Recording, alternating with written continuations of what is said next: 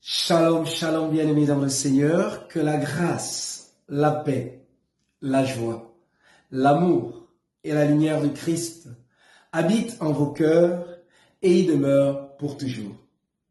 Rendons grâce au Seigneur qui renouvelle en chacun d'entre nous son souffle de vie. Bénissons-le en ce 15e dimanche du temps ordinaire de l'année liturgique B. Disons-lui notre reconnaissance, notre gratitude, parce qu'il nous ouvre à notre méditation dominicale qui porte le titre de « Obéis à celui qui t'envoie ». Oui, chers frères et sœurs, parler d'obéissance à celui qui nous envoie peut prêter à confusion. Alors on devrait se dire « Qui nous envoie ?» Mais en fait, avant de nous envoyer, il faut être choisi et appelé, ensuite envoyé.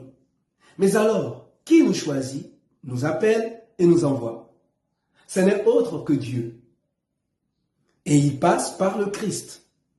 Et dans son choix, c'est sans mérite de notre part. Il nous prend tels que nous sommes, grands ou petits, gros ou minces, hommes libres ou prisonniers, riches ou pauvres. Il nous choisit tous. Il nous appelle et il nous confie une mission. Le problème, c'est est-ce que nous demandons au Seigneur le discernement? Est-ce que nous demandons au Seigneur d'ouvrir nos sens à sa présence pour que nous puissions écouter sa voix? Oui, chers frères et sœurs. Allons-y voir dans les textes du jour.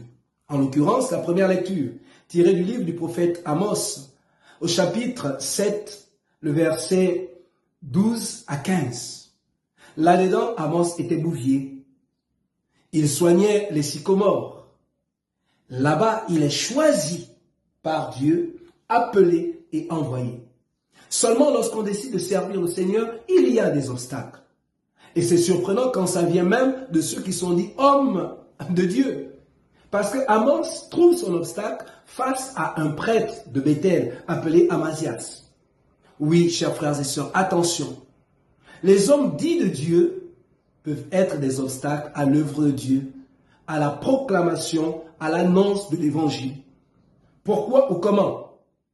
Lorsqu'ils sont dans la compromission, lorsqu'ils sont faux, lorsque, quand bien même ils sont vrais, ils manquent de discernement. Alors attention.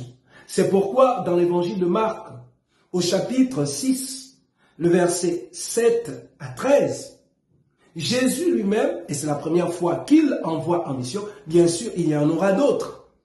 Mais Jésus lui-même envoie les disciples deux par deux. Et il demande d'être libre, de se dégager de tout bien. Pourquoi? Parce que souvent ces biens nous viennent des hommes.